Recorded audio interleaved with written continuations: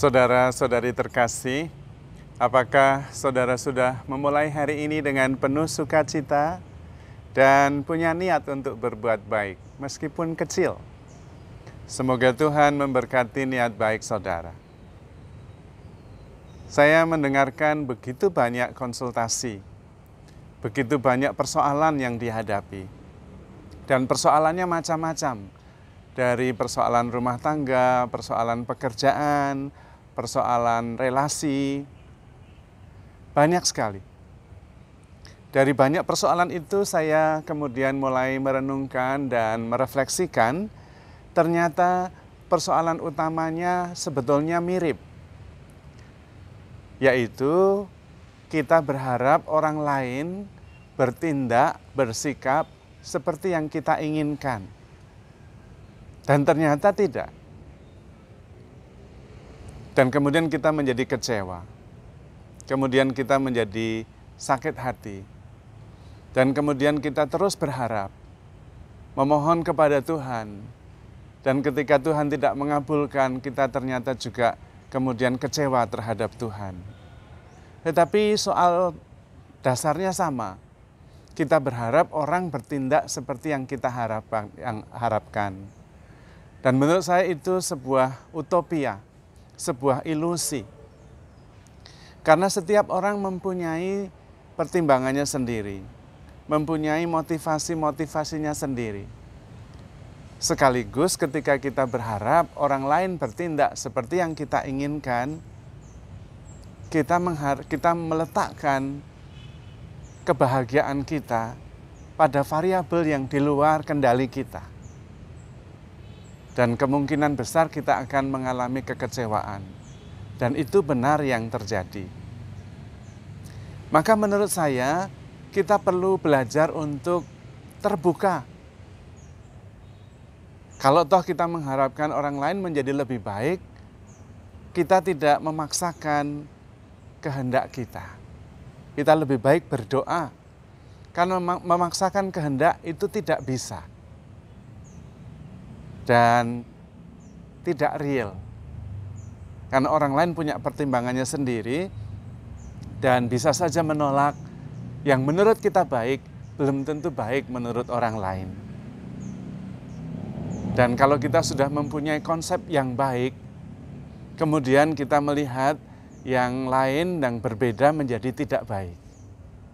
Disitulah persoalannya. Karena memang berawal dari pikiran kita yang berdasarkan data-data yang sudah lampau. Berdasarkan data sejarah yang juga tidak lengkap. Sementara variabel sekarang sudah sangat berubah. Bahkan segalanya bisa dikatakan serba baru, hari yang baru, kemungkinan yang baru. Seperti kita tidak bisa menyeberangi sungai yang sama untuk 2 kali. Demikian halnya kita tidak bisa menilai pengalaman hari ini berdasarkan data-data usang di masa lalu. Karena kebaruannya kemudian tidak diperhitungkan. Intinya pertimbangan-pertimbangan kita sebetulnya sangat sempit. Karena itu mengharapkan orang lain bertindak seperti yang kita inginkan, seperti yang kita harapkan, pada dasarnya juga tidak realistis. Apalagi kemudian memaksakan kehendaknya. Kok dia tidak berubah-berubah ya? Kok dia tidak mau ikut ya? Dan sebetulnya itu pertanyaan yang tidak perlu ditanyakan. Karena sulit sekali mengubah sikap seseorang. Karena dia mempunyai kebebasan. Kalau toh berubah, itu perubahannya karena Tuhan, karena dia sendiri sadar. Bukan karena kita. Seringkali justru yang kita lakukan dengan memaksakan kehendak kita, membuat orang lain semakin sengaja memilih jalan seperti yang dia inginkan sendiri. Karena di situ ada kritik yang menyatakan bahwa saya jelek dan orang lain yang memaksakan itu baik. Dan karena itu ada penolakan. Maka sebetulnya persoalan muncul dari hal yang sama. Seringkali ketika kita justru berubah, kita bisa terbuka, kita bisa menerima, kita bisa menghargai, kemudian sadar bahwa setiap pribadi itu mempunyai kebebasan, bahkan termasuk menolak yang sungguh benar-benar baik, itu benar-benar bisa, maka kita kemudian bisa memahami apa sebetulnya yang mendasari mereka melakukan penolakan-penolakan itu. Dan justru di situ muncul rasa empati, bahkan juga ada rasa pengertian dan bisa menerima. Dan ketika kita bisa menerima, kita kemudian mengubah mindset, juga mengubah harapan, mengubah cara juga, yaitu dengan berdoa dan mencoba memahami, menerima apa yang dia putuskan. Dan di situ kemudian ada saling pengertian, saling menghargai, berdiri sama tinggi, duduk sama rendah. Dan mungkin ketika kita berubah, justru orang lain berubah. Maka yang paling penting justru kita bisa memahami diri kita sendiri, motivasi-motivasi yang ada di dalam diri kita. Karena seringkali yang kita harapkan pada orang lain adalah proyeksi pikiran kita sendiri. Sebetulnya harapan-harapan kita, persoalan-persoalan batin kita, itu yang kita proyeksikan kepada orang lain. Dan karena itu seringkali penilaian kita juga tidak jernih. Karena terganggu oleh pikiran kita sendiri, oleh persoalan batin kita sendiri, oleh perasaan kita sendiri. Maka kita perlu waktu-waktu, saat-saat ketika kita hening, saat-saat kita menarik diri dari persoalan-persoalan yang kita hadapi. Juga menarik diri dari pikiran-pikiran dan perasaan kita sendiri. Supaya kita bisa lebih jernih, memandang diri sendiri dan orang lain.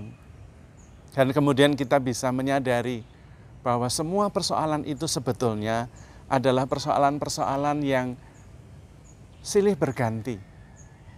Karena berdasarkan pikiran yang berubah-ubah, maka perasaannya juga berubah-ubah, dan persoalannya juga berubah-ubah. Kita tidak perlu menstabilkan persoalan itu, membuat persoalan itu menjadi solid.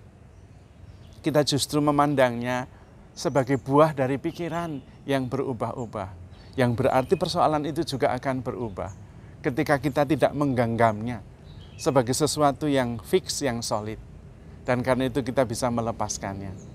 Maka ambil waktu sekali-sekali untuk menarik diri. Bagus kalau setiap hari, sehingga kemudian selalu ada jarak antara kesadaran saya dan persoalan-persoalan yang saya hadapi. Yang kemudian dari situ kita bisa memandang lebih jernih. Seringkali yang kita bisa ubah adalah situasi batin kita, pikiran kita, perasaan kita, suasana hati kita. Dan ternyata suasana hati kita bisa mengubahnya, dan tentu kita bisa mengubahnya menjadi yang lebih baik daripada menjadi lebih buruk. Tidak menjadi persoalan yang kita hadapi seperti apa. Disitulah kemudian muncul kebebasan kita yang kemudian bisa menentukan suasana hati kita sendiri. Dan ternyata ketika suasana hati kita berubah, orang lain juga mengalami perubahan.